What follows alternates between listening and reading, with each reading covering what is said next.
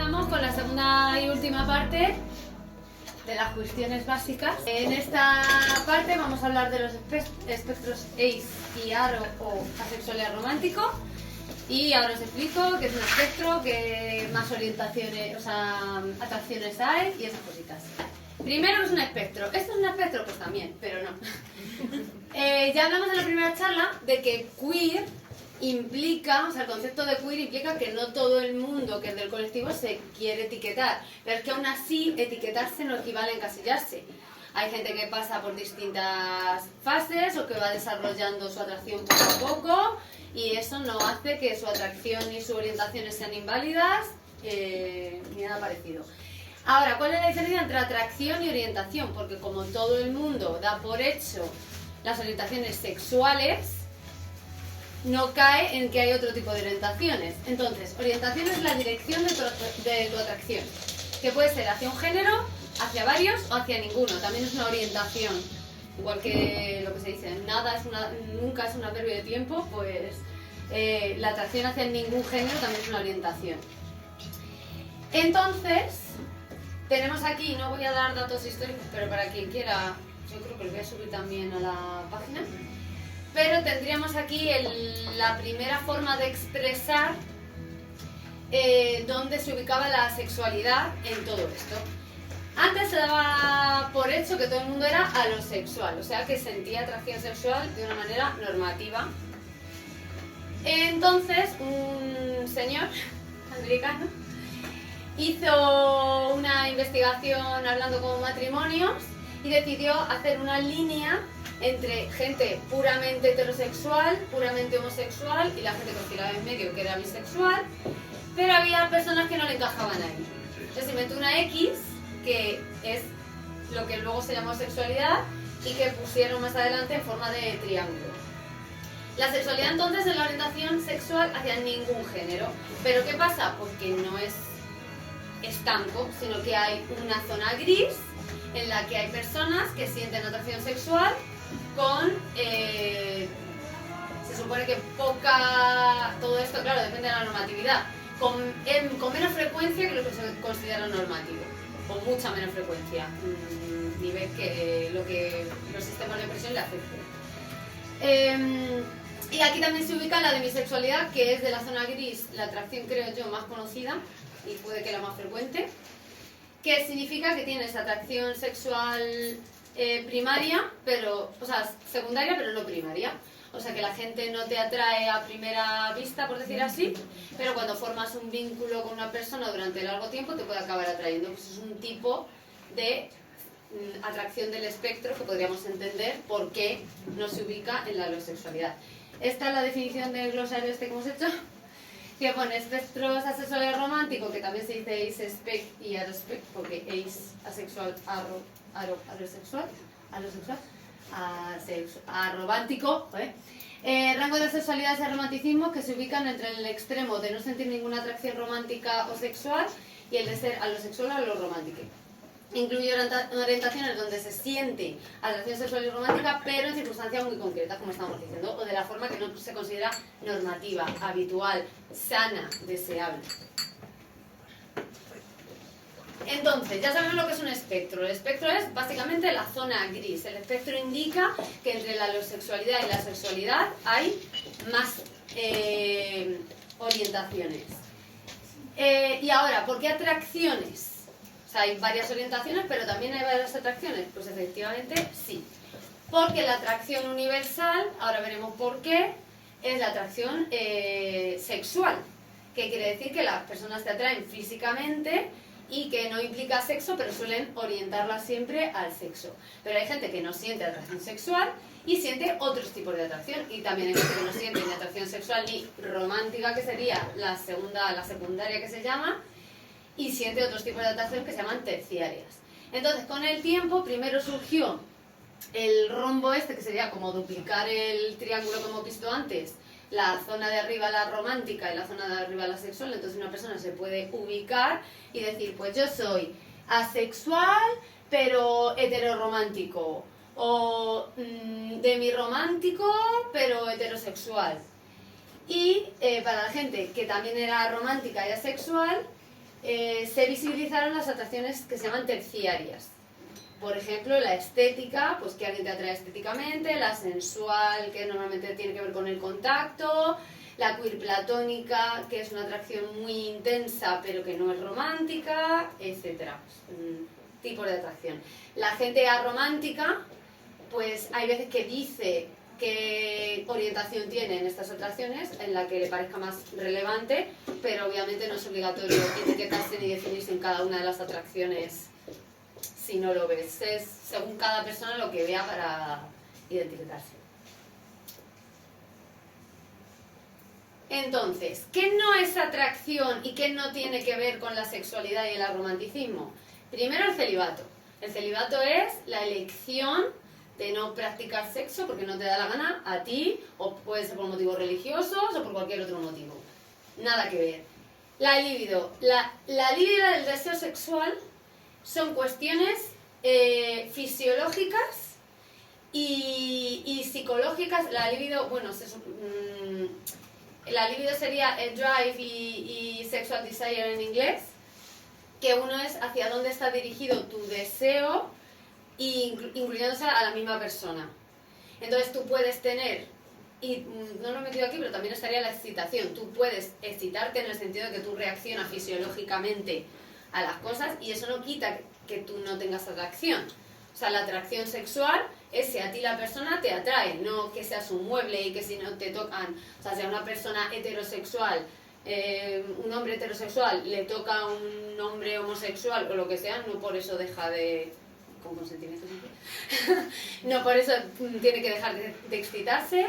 Entonces, el deseo no tiene que ver con la atracción, ni la libido, que es más interna, por decir así, tampoco.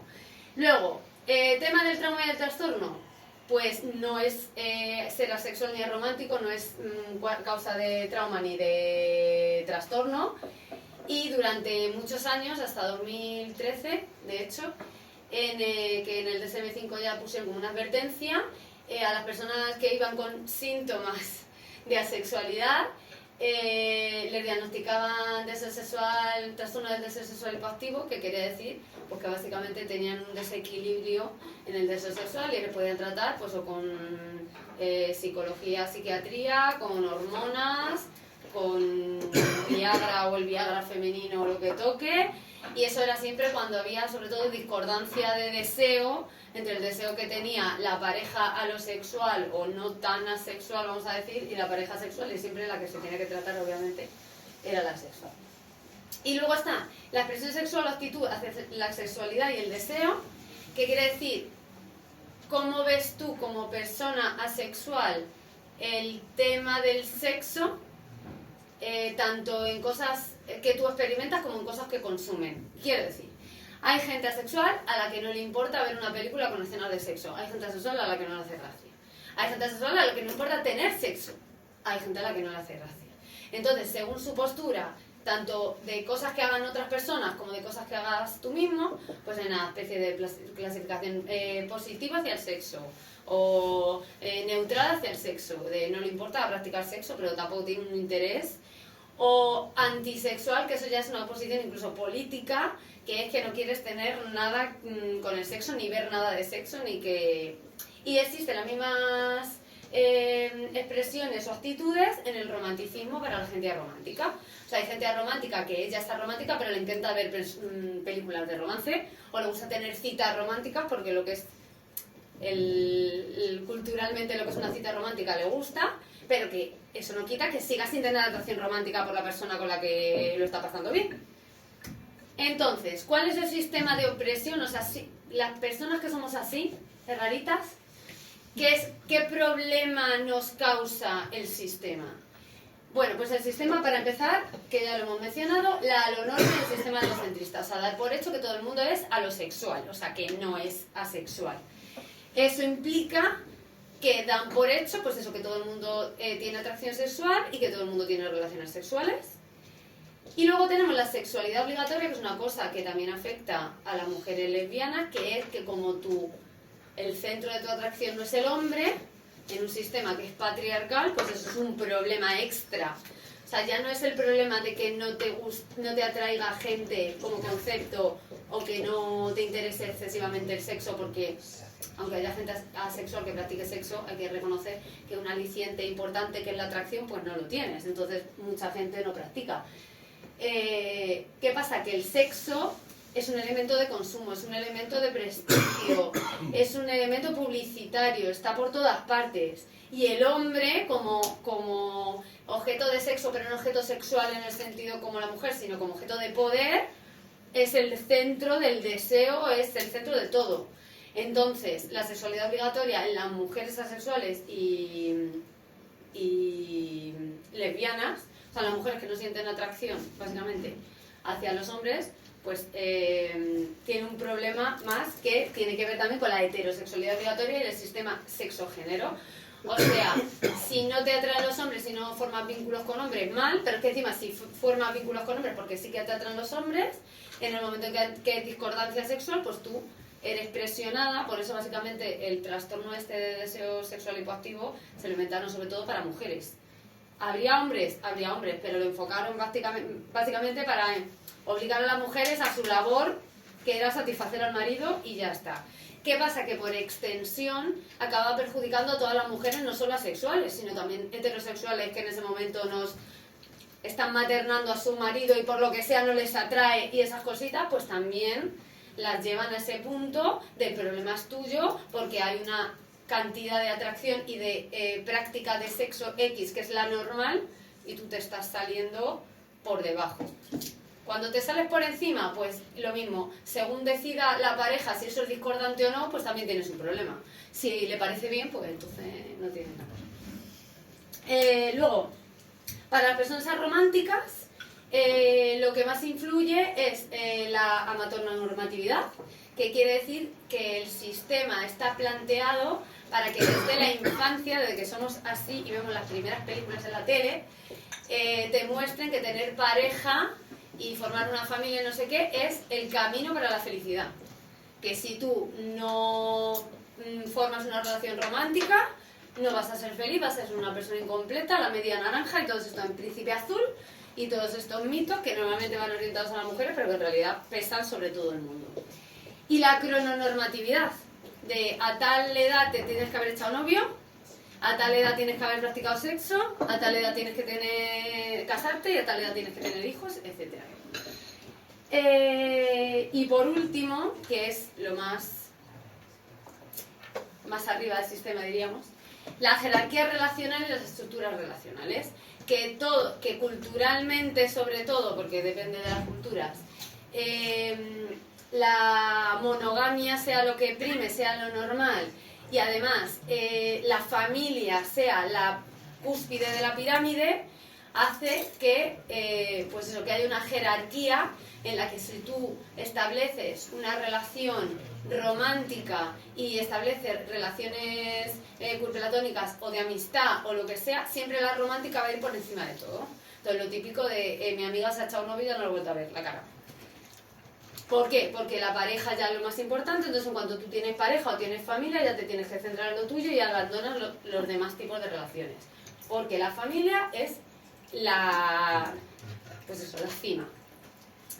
Además, tenemos aquí, que también está relacionado con todo, pero sobre todo con lo de la heterosexualidad obligatoria, la pirámide de Maslow, que considera que el sexo es una necesidad social.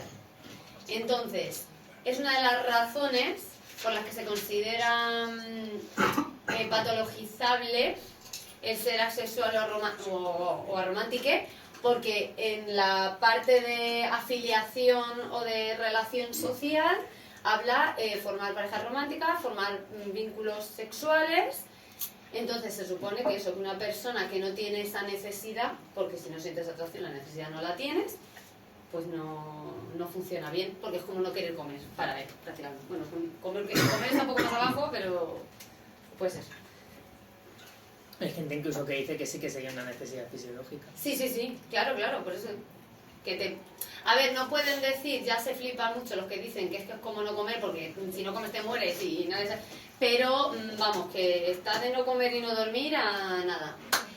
Bueno, ¿qué ocurre con las estadísticas? Ahora voy a enseñaros un poco por encima estadísticas sobre las violencias que sufren las personas asexuales, pero aquí el problema que tenemos es justamente la falta de conocimiento primero, que hace que la gente asexual no se identifique como asexual, falta de registros, de preguntar orientación en muchas encuestas sobre orientaciones sexuales, luego lo típico de que no llega a todo el mundo. Entonces, por ejemplo, en el informe de delitos de odio de 2024 de la FLGTBIQA+, la sexualidad representa un 6% de la población del colectivo, no de la población en general. Pero sí que hay estudios que calcularon que puede ser que se llegue a un 3% o incluso un 6% de la población general si contamos el espectro, o sea, la demisexualidad entraría ahí y todo esto. Pero claro, faltan datos reales para saber qué cantidad de población somos. Solo hay que ver que la bisexualidad, según se ha ido visibilizando, de repente, pues evidentemente. Pero si la gente no sabe lo que es, pues difícil. Entonces, con estos datos, teniendo en cuenta que no se conoce mucho la gente, la cantidad de gente que hay, ha habido algunas investigaciones. La investigación que yo siempre uso es una que hubo en 2015, que luego se repitió en 2019, pero en 2019 ya no la separaron por orientaciones.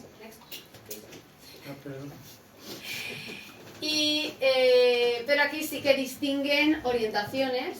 Entonces, a mí me sirve mucho para entender cómo durante años se nos ha excluido muchas veces del colectivo porque, pues eso, por la calle no te pegan esas cositas, pero sufres violencia igual que el resto del colectivo porque te sales de la norma y ya está, ¿entiendes?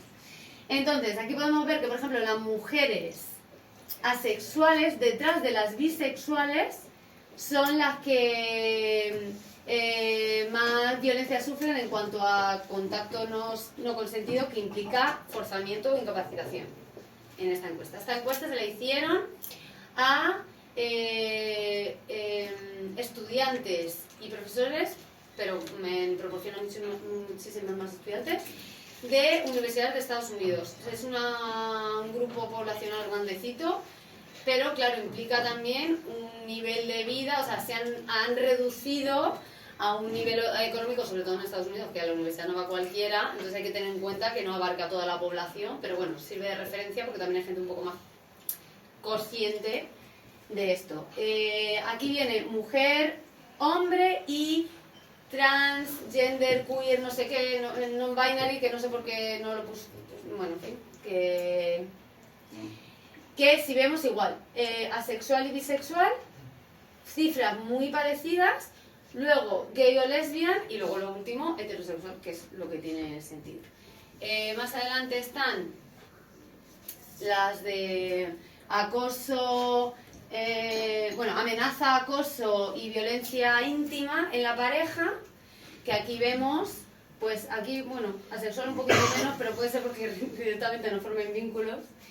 Y también vemos una diferencia entre, bueno, es que diferencia también la gente graduada de la gente no graduada, que eso vemos que en todas las orientaciones sufren menos violencia, que esto ya es cosa mía, pero me da la impresión de que es porque han tenido ya más experiencia, se supone que graduados, que eres mayor, entonces te va bajando el porcentaje porque ya vas aprendiendo en todas las orientaciones no normativas.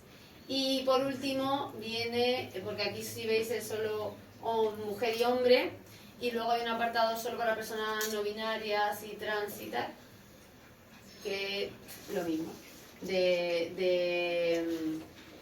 agresión, acoso y violencia íntima, y que igual, que pone 23% bisexual, 21% asexual, 12% gay y lesbian y 14% heterosexual. Ahí tiene sentido porque han metido gente trans y no binaria en todo. Bueno, que esto lo voy a subir para que quien quiera mirar las cifras con detenimiento, pero es que además en la fuente lo podéis ver todo y hay más, porque no he querido meter todo porque era demasiado. ¿En España qué pasa? Pues en España solo tenemos la fuente del informe de delitos de odio que he mencionado antes. Y asexual está en moradito. Pone que un 32% de acoso, un 34% de discriminación y un 4% de agresión física y sexual. Veis que todo esto es sobre la sexualidad y no es sobre el romanticismo. Porque hay veces, de hecho hasta hace poco, ni siquiera salía la cifra de la sexualidad, porque tan poca gente se rellenaba como sexualidad que al final no eran relevantes los datos y no los sacaban, porque era un número muy pequeño. O sea que según va creciendo el reconocimiento, pues la gente también va manifestando las violencias que sufre. Y en cuanto a violencias alofóbicas, pues básicamente he tenido que tirar de una encuesta de Tumblr, que siempre quien salva aquí, para que, bueno, que fue sobre, pues eso, personas usuarias de Tumblr, que la verdad es que están bastante concienciadas del tema. Y hay gente, pues eso, que sabe más lo que es, o sea, gente que no ha tenido, que ya está identificada bien y que ha analizado por qué, o sea, qué problemas le causa su identidad, pero no porque la identidad sea problemática, sino porque la sociedad la problematiza. Pues tenemos un 71% de ideación suicida y un 45% de intención, un 66% de marginación, dice que se sintieron alienados por amistades o familiares debido a su identidad, o sea, negación de identidad, esas cositas, y un 77% ha visto afectada su salud mental. Dice la matronormatividad ha afectado negativamente a su salud mental y el 69% de las encuestadas desvinculan su romanticismo de traumas o similares, o sea, no consideran que sean personas arománticas ni asexuales por una cuestión de trauma, que también bueno, ahora vemos los típicos mitos, pero que eso no quiere decir que si tú consideras que sea por trauma, no te puedas etiquetar también.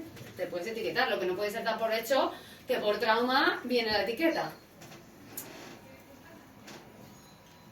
Vale, entonces vamos con ello. Microviolencias y mitos. Microviolencias generales que afectan tanto a personas asexuales como a románticas. Tendríamos lo típico de que buscan nada más que llamar la atención, que es una moda, que no hay discriminación ninguna.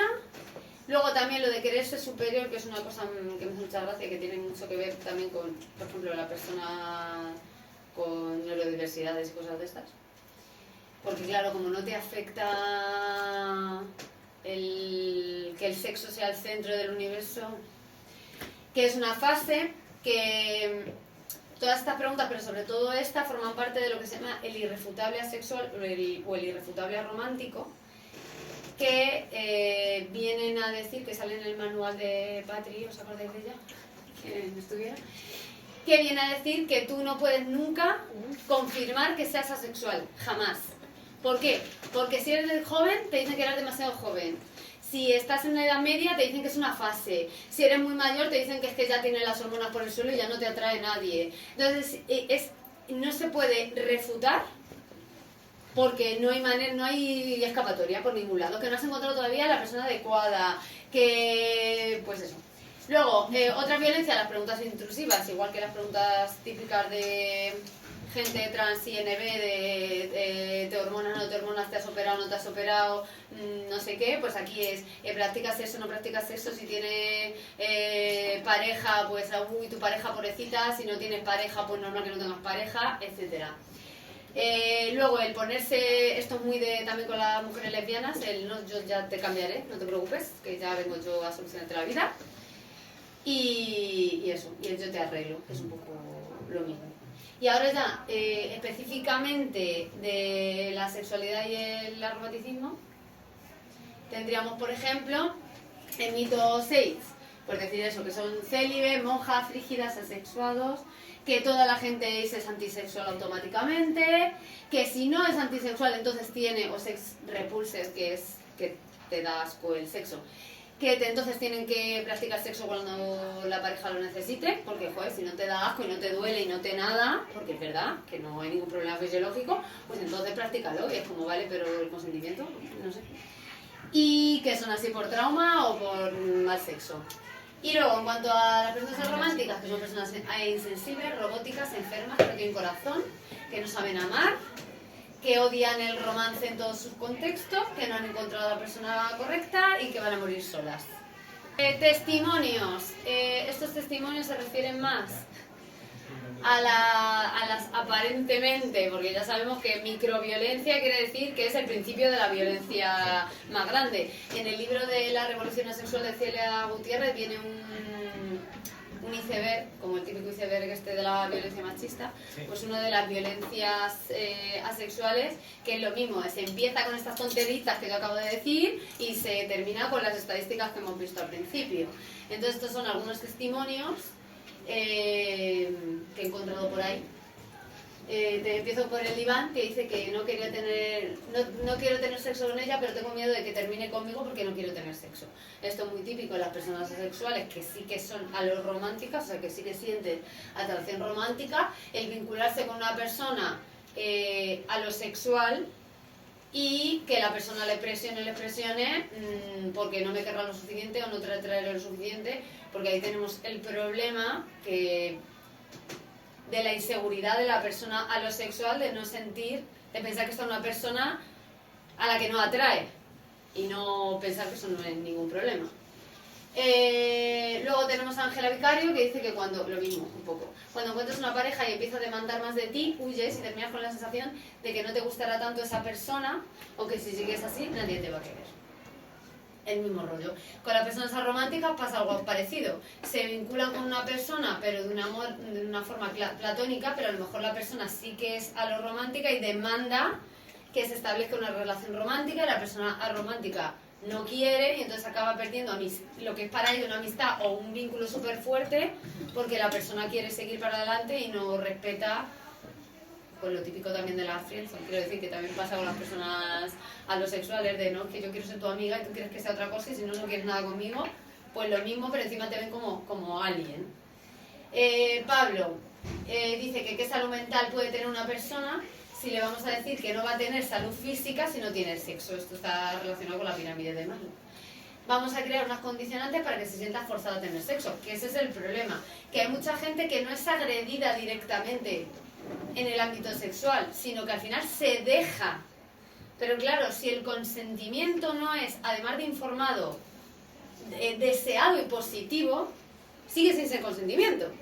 Entonces, si tú al final te dejas por inercia, por no que el otro no lo pase mal, por no ofenderlo, por no sé qué, porque total no me duele no sé cuántos, tampoco estás consintiendo realmente. Entonces al final se crea en tu cabeza, en tu relación y en el sistema un contexto en el que lo normal es que digas, mira, ya está, venga. Y Arturo directamente pues cuenta que cuando en la adolescencia tenía novia, como no entendía cómo funcionaba, porque claro, una persona asexual acaba entendiendo cómo funciona la homosexualidad a base de ver a los demás, y una persona romántica acaba entendiendo cómo funcionan las relaciones románticas a base de verlo en otras fuentes externas, porque no lo siente. Entonces dice que imitaba ciertos patrones de pareja por lo que veía en la televisión, pero que realmente no le nacían.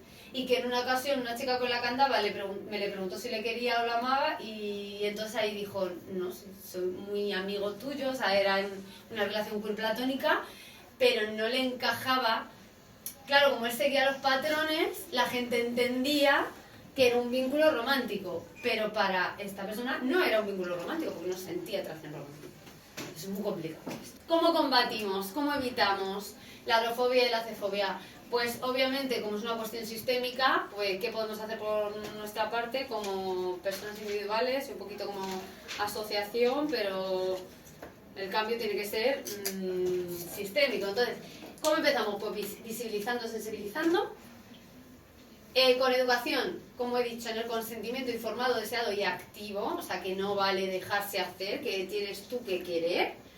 Desde el cole, desde que se empieza con la educación sexual de pequeñito, desde el primer momento, o sea, antes de que hablen ni siquiera de las orientaciones y de la atracción, lo primero que tienen que entender es el consentimiento, y que su cuerpo es su cuerpo y que su cuerpo no se toca sin su consentimiento, y esto lo tienen que aprender desde que tienen para entenderlo, básicamente. Entonces, tendríamos que también desde peques hablarles intentando esquivar en la medida de lo posible la matornormatividad. Entonces, replanteándose qué es el éxito personal. Que el éxito no es tener una pareja y una familia y que para tal edad no tienes que haber hecho esto y para tal edad tal otro y todos estos mitos, bueno, cultura. Entender que la persona está muy bien sola, porque también hay gente que siendo heterosexual y tal es soltera, quiero decir, soltera con identidad prácticamente, a la que también le afecta todo esto. Diversificar la narrativa sobre las relaciones y las atracciones, que no solo hay un tipo de atracción, no es solo un tipo de relación, no es solo un tipo de bueno, pues yo qué sé, las relaciones poliamorosas, todo esto, que no encasillar a la gente ya no solo en la heterosexualidad, sino también en la homosexualidad, en la monogamia, en el alorromanticismo y demás. Crear espacios seguros y de apoyo en entornos clave. Yo creo que ahora estamos genial en esto, pero hasta hace relativamente poco, junio que llegaba, junio que decían que personas asexuales en el orgullo no, que pintan, que no sé qué, y las personas románticas no les decían nada porque no existían, entonces todo bien. Y conocer y dar a conocer referentes. Si tú no eres una persona sexual y no puedes ser referente para una persona asexual o con el romanticismo lo mismo, pues conoce tus referentes culturales para que, sobre todo para las infancias, para que tengan sus referentes y vean, ah, mira, pues esta persona es igual que yo, no tengo que ir al médico a que me diagnostiquen nada. Más cosas.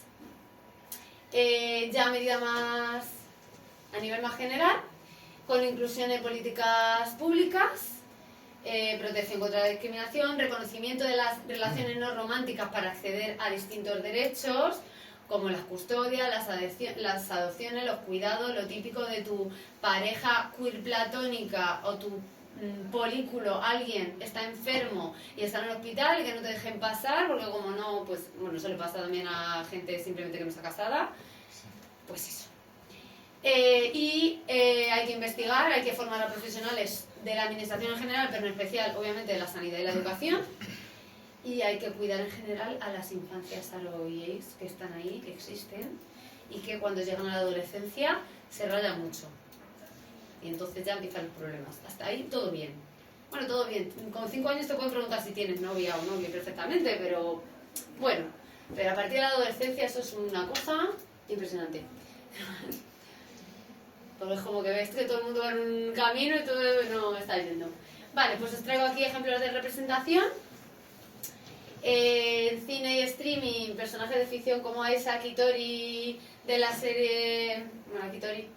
De la serie cómics de Heartstopper de Alice Oseman. Luke de la película Dear Love Me, que es una persona romántica. Bueno, Tori y Isaac son personas románticas asexuales. Dobby Does the Slow, que está muy interesante porque es del año pasado, bueno, ya del anterior. Y es una persona que sí que es alorromántica, no sé si es heterorromántica, establece relación, es un chico que establece relación con una chica, pero es asexual. Y está muy interesante porque la chica es alosexual y te cuentan cómo se forma el vínculo, cómo es difícil llevarlo adelante, cómo ella no entiende cosas como que, por ejemplo, él se masturba en la ducha y cuando sale de la ducha le dice, me has mentido. Y el otro no entiende que tiene que ver masturbarse con ser asexual y ella no entiende por qué no tiene que ver masturbarse con ser asexual. Está muy interesante esa película. Lo que pasa es que es un poco pesimista, pero yo creo que igual hace falta, luego ya nos ponemos positivos. Todd de BoJack Horseman, Lilith de La Casa Búho, Alastor de Hazbin Hotel. Y libros, pues Sin amor también de Alice Oseman, que ella misma es Aroeis. Hablemos de amor de Claire Kahn, Todos somos normales de Flor Méndez y Bel Riddle, Entre dos universos de Andrea Tomé, El alfil y la dama de mar, García.